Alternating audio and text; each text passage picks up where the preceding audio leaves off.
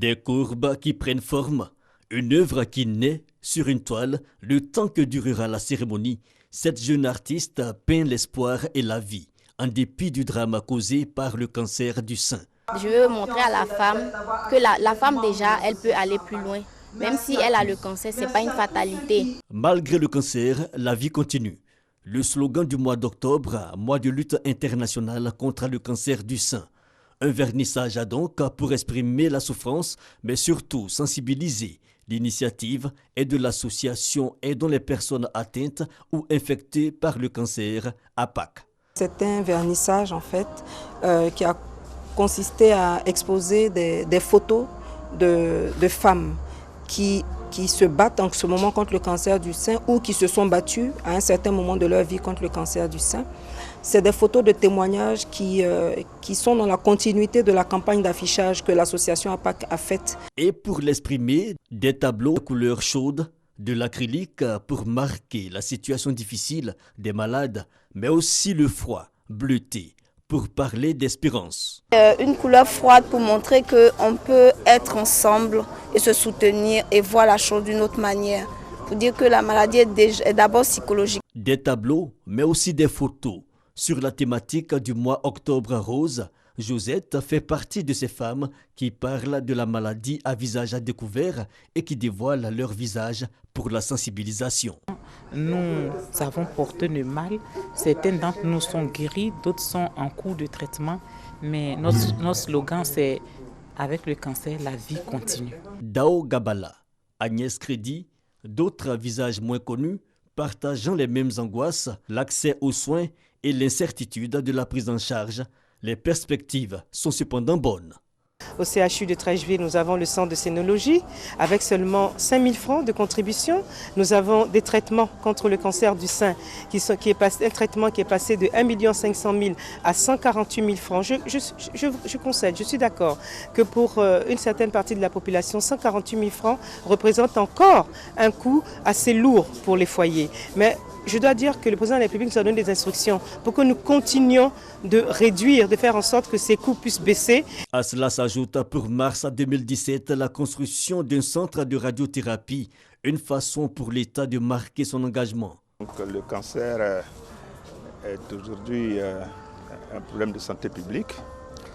C'est une maladie que l'on peut considérer comme grave, mais fort heureusement, donc aujourd'hui on peut en guérir. On peut en guérir si on fait un dépistage donc tôt. Se faire dépister tôt, selon les chiffres officiels, dans 9 cas sur 10, le cancer du sein peut se guérir quand il est découvert à temps.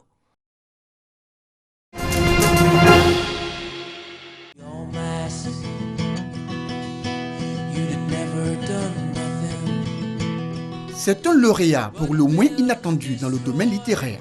Bob Dylan, prix Nobel de littérature 2016. L'Académie suédoise a créé la surprise le 13 octobre dernier en décernant le prix à cet auteur-compositeur-interprète américain. La création du prix Nobel en 1901 est suscitée par Alfred Bernard Nobel, un chimiste industriel, inventeur de la dynamite qui, dans son testament, légua son immense fortune pour cette distinction. Dans le domaine de la littérature, ce prix met en lumière chaque année un auteur et ses travaux. Et cette année, c'est un chanteur qui rafle le prix. He is a performer, and people, not everyone may think of him as a poet, but in fact he is. He is a great poet, one of the very greatest ones since Blake and Milton.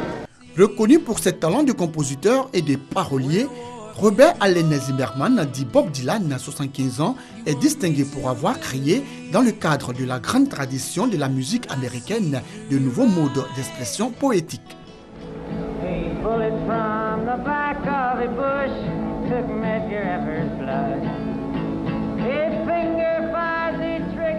Il y a 4 ans, l'artiste a sorti son 35e album Tempest 50 ans après son premier album en 1962.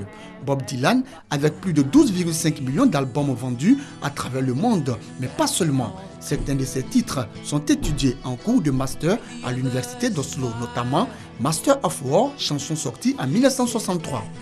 Depuis quelques mois, les universités multiplient les formations centrées sur un artiste contemporain.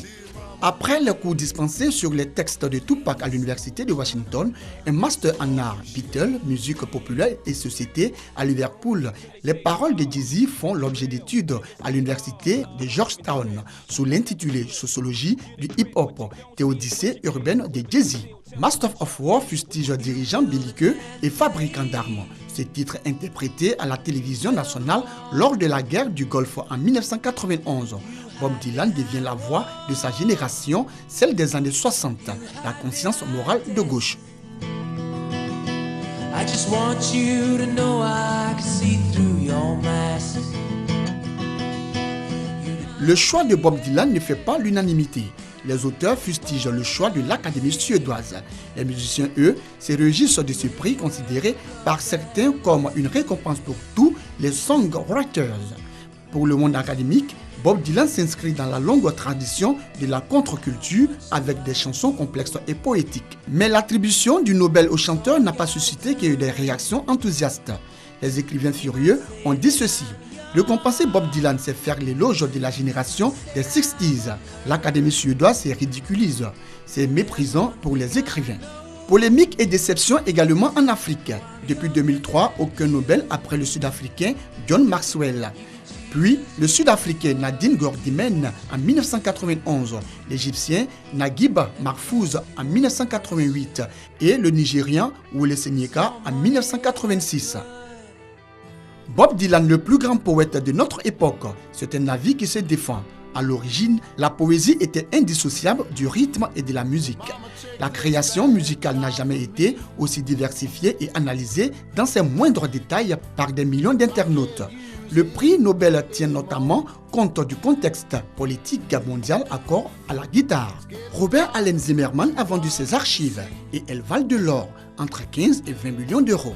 C'est l'université de Tulsa dans l'Oklahoma qui en a fait l'acquisition.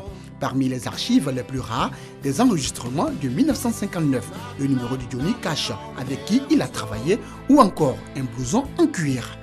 Dylan, qui évite les médias, n'a toujours pas réagi publiquement à cette distinction malgré les tentatives répétées de l'Académie suédoise pour le joindre. La cérémonie de remise du prix se déroule chaque année le 10 décembre, anniversaire de la mort d'Alfred Nobel. Le roi de Suède remet à cette occasion un diplôme et une médaille à chaque lauréat. Il est arrivé que des lauréats ne puissent assister à la cérémonie en raison de problèmes de santé. Le philosophe français Jean-Paul Sartre a pour sa part refusé le prix en 1964.